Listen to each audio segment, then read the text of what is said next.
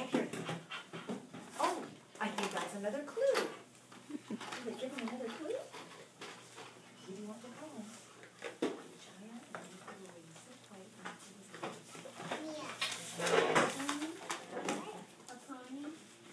Oh, good guess though. Oh. That's okay. Audrey, is it a puppy? Yes. Ah. I was ready to say little puppy. Oh, this is a tiny puppy. It is. That's why it's called a puppy. If it were a grown-up, it would be called a dog.